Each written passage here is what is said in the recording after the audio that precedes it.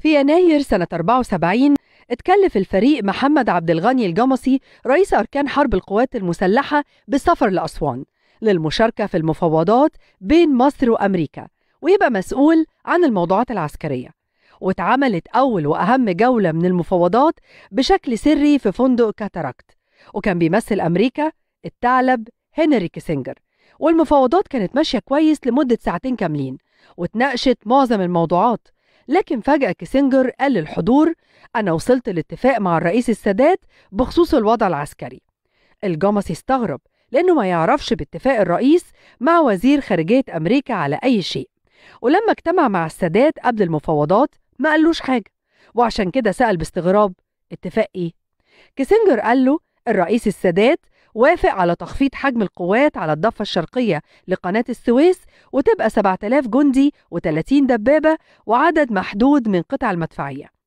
وهنا كانت الصدمة الأولى للجمصي، لأن حجم تخفيض القوات مش طبيعي بعد ما كان لينا قوات في الضفة الشرقية بتوصل ل70,000 جندي وحوالي 300 دبابة وأعداد كبيرة للمدفعية.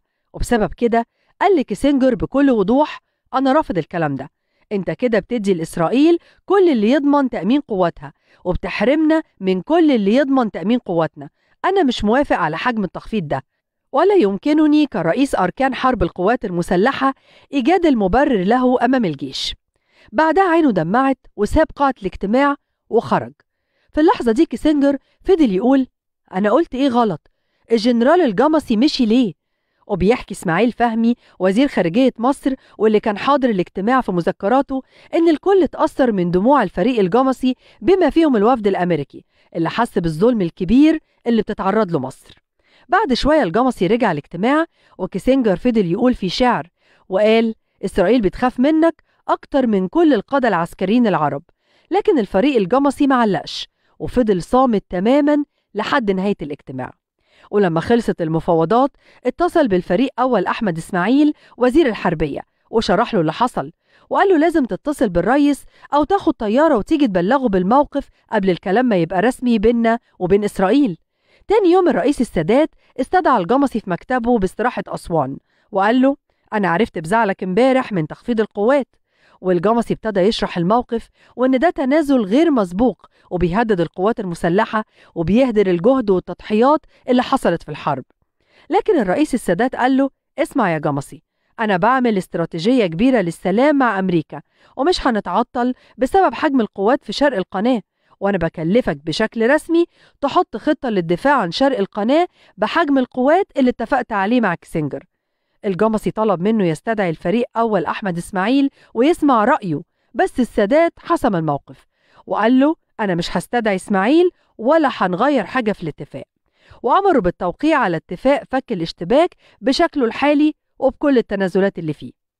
وبعد وفاة المشير أحمد إسماعيل اتعين الفريق الجمصي وزير للحربية وبقى مسؤول بشكل كامل عن المفاوضات مع الإسرائيليين والأمريكان.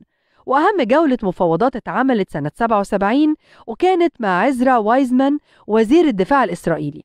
وبكل وقاحة وايزمان طلب تخفيض حجم الجيش المصري بما إننا داخلين على سلام، لكن الجمصي رد عليه بخبث منوفي وقال له: وماله، بس نبتدي بالقوات الجوية. وطبعا معروف إن سلاح الجو الإسرائيلي هو درة التاج عند اليهود، ولا يمكن أبدا يوافقوا يخفضوا حجمه أو يحددوا أنواع طياراته. وبسبب كده اتقفل الكلام عن موضوع تخفيض حجم القوات. لكن وايزمان فجر قنبلة في اللحظة دي وقال له: جنرال جمصي، أذكرك بأن السادات وعد بيجن بعدم نقل قوات من الجيش المصري شرق خط المضايق.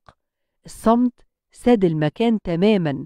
الكلام كان معناه بشكل عملي نزع السلاح من معظم سيناء ومنع القوات المصرية من استخدام المطارات لأن كلها شرق خط المضايق.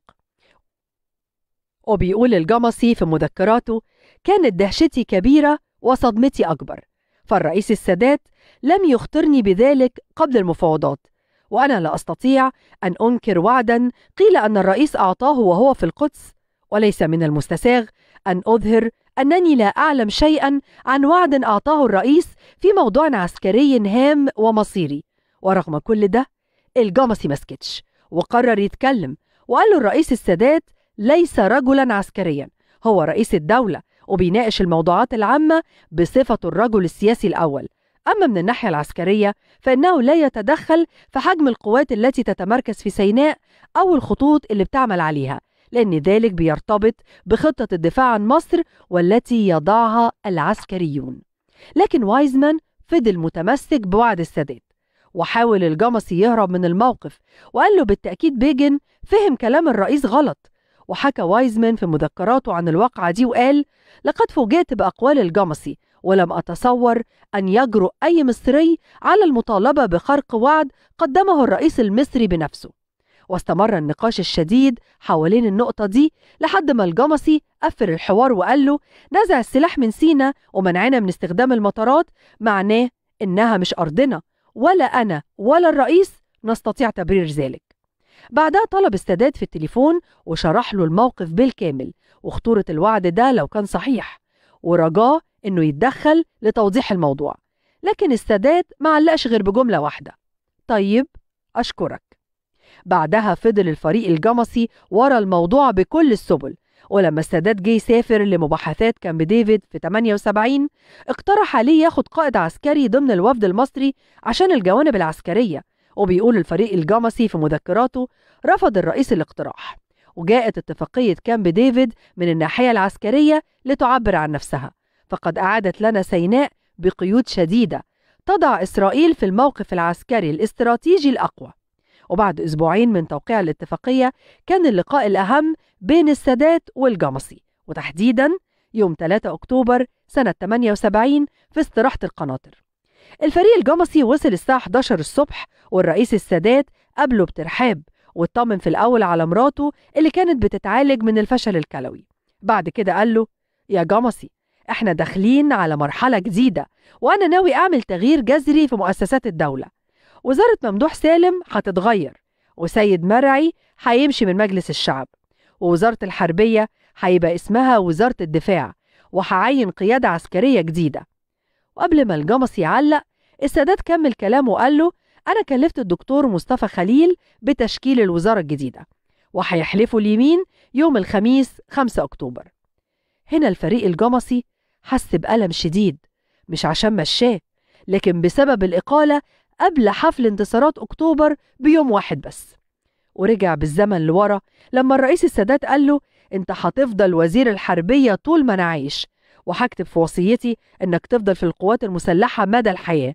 والجرايد نشرت الكلام ده وقتها فعلا تحت عنوان: السادات يوصي بألا يترك الجمصي القوات المسلحة أبدا.